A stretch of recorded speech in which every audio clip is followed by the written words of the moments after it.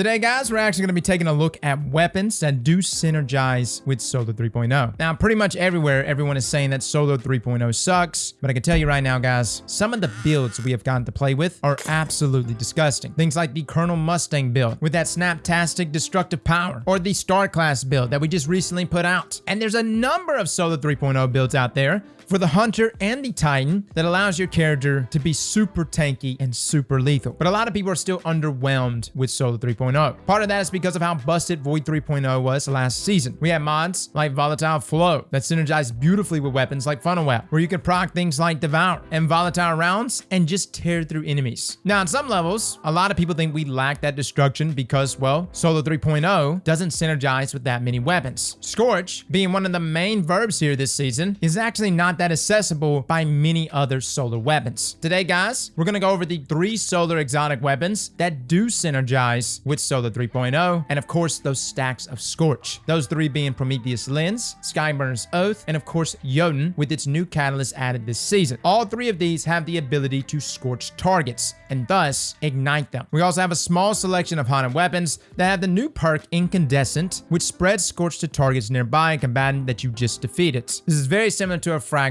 called Ember of Char, which will spread Scorch to targets affected by ignitions. So starting with Prometheus Lens, first we have Prismatic Inferno. Fires a solar trace beam that creates a field of heat and energy that grows as the weapon is fired. Sustained damage applies Scorch to targets. Now, Flame Refraction kills of the weapon returns a fraction of the ammo used to the magazine from reserves, extending the beam's duration. Now, the breakdown here is essentially, in order to apply Scorch with Prismatic Inferno, you will need to use 90% of your magazine. And when it's applied, it only applies Scorch times 10 a single time. By the time you reload, that stack of Scorch would have fallen off. Now, when firing directly at a target, Scorch is actually applied once every second in increments of 10. This means that the maximum of Scorch times 60 can be applied before needing to reload. Taking into account reload time, that means it'll take 2 full mags on one target to cause a single ignition at Scorch times 100. Now, when using Ember of Ashes fragments, the number of Scorch stacks applied at a time are doubled. And instead of 10 per second, you actually get 20 per second,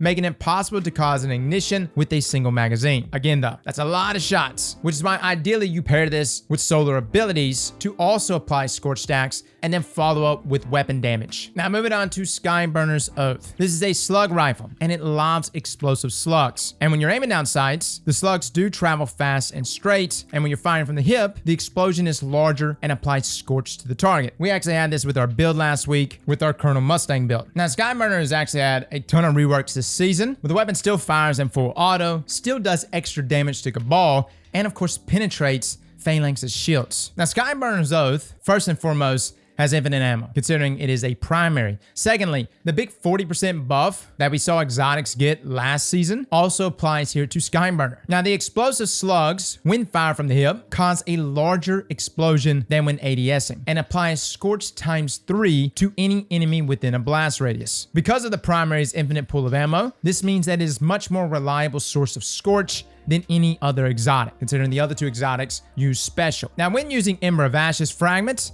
the number of Scorch stacks applied actually increases from 3 to 5 per shot. This makes it possible to ignite the target with a single magazine if all shots land, versus the magazine and a half it would take without the fragments. Now guys, this is actually one of the best ways to top off those Scorch stacks. Multiple times I would apply a melee or even a grenade and then proceed to follow up with a couple shots here from Skyburner just to give myself those Scorch stacks to reach those ignitions. It's actually surprising how good Skyburners is actually feeling, and I almost feel like I'm eating my own words, because I said there's no way in hell Skyburner's Oath would be meta. And I'm not saying it's meta, but it is a hell of a lot better than it ever was. Now, the next weapon on the list is, of course, Jotunn. Now, Jotunn on its own does not actually synergize, but Jotunn with the catalyst does. Now, first, Jotunn has a charge shot where you hold down the trigger to charge up a tracking shot that explodes and burns on impact. It also shield disorients, and the catalyst actually serves 2 different benefits, and huge benefits at that. First, you get cornered, gaining fast faster charge time or draw time when surrounded by combatants. Second, you get Incandescent. Defeating a target spreads Scorch to those nearby. More powerful combatants and opposing guardians cause Scorch in a larger radius. Now, firstly, I want to mention that the explosion and burn from charged shots do not have any inherent Solar 3.0 attributes. The burn is separate from Scorch, but has a blast radius of 2 meters. Now, the Solar 3.0 touch is only added when utilizing the catalyst to give Jotunn Incandescent. Now, Incandescent, which is also present on certain legendary weapons, is arguably the best trait this season, especially for Solar 3.0. And when you pair it with things like Cornered, the charge shot feels very powerful and very quick. This was mainly a PvP weapon, and now it's become one of the best PvE ad clearing weapons. And again, for Cornered to proc, all you have to do is have 2 or more enemies within 15 meters of you. Granted, the increase there, or drop time in your charge time, isn't super noticeable, but it's still an added benefit. But when you actually defeat an enemy, you apply Scorch times 30, and this is applying to all enemies within an 8-meter radius. This amount of Scorch is increased to 40 with the fragment Ember of Ashes. And again, the idea with these exotics is to be pairing it with your solar abilities, tacking on more Scorch stacks that go hand in hand with these weapons. Now, some final notes here. The weapons really do still underperform in a lot of ways when used solely by themselves. They're good, but they are substantially better when used in conjunction with these various abilities and fragments. A prime example is actually Sol Invictus, which forms sunspots when defeating an enemy afflicted with Scorch. Embers of Singeing also grants class ability energy when defeating a scorched enemy, and Ember of Searing grants melee energy if you want to apply Scorch for longer than the minuscule standard time. Honestly, guys, you want to craft an enhanced Incandescent perk, which of course is not available on any exotic. Now, it's important to note, the initial target being defeated with an Incandescent weapon will not be itself Scorched, but instead pass Scorch to others around it. This also applies to Jotunn, making it one of the only of the 3 not able to synergize with Sol Invictus on a single kill. Incandescent is all about chaining kills to apply more and more Scorch, and of course, providing a lot of extra damage. Now, where these exotics do creep back up and become really good is when we do start to look at mods like Flame Harvesting, which drops Solar Elemental Wells from Solar Exotic Final Blows. We also got things like Solar Fulmination, increasing our ignition damage and blast radius. And we're also starting to look into other class item mods from the artifact, such as Radiant Orbs, where picking up an orb power makes you radiant. And while radiant, Solar Precision Final Blows cause combatants to ignite. Lots of synergy here, whether you're rocking these exotics or just a legendary weapon with Incandescent. Now, the weapons that can roll with Incandescent include Strident Whistle, Staccato, Without Remorse, which is craftable, Drain, craftable, Beloved, which is craftable, and Callous Mini Tool, which is also craftable. And again, by the way, if you have not checked out our guide on how to craft and obtain haunted and opulent weapons, feel free to check that out. Now, solar exotics that a lot of people are going to ask, because that's exactly why we're making this video. Everyone has been jumping in the stream asking about other solar exotics and if they synergize. So things like Sunshot, TQ's Divination, Prometheus Lens, yes, even Polaris with Perfect Fifth, Ace of Spades, 1000 Voices, Xenophage, Two-Tailed Fox, Dead Messenger, Hardlight, Lament, Vex Mythic Class. Guys, these exotics do not synergize with Solar 3.0. Again, Bungie's really leaning into the verbs, right? Those verbs are specifically pointed out in Prometheus Lens, Skyburner's Oath, and Jotunn and its exotic catalyst. So guys, this is pretty much our last video wrapping up Solar 3.0 and our breakdown of it. We also did a breakdown video from the other day. After this point though, we're going to be cranking out some build videos and getting ready for PvP. We've been investing all of our time inside of PvE, but now we're going to be interested in seeing how all of this performs inside of PvP. Fellas and ladies, thank you all for coming and watching, and as always, Slap that like button like your mama told you right.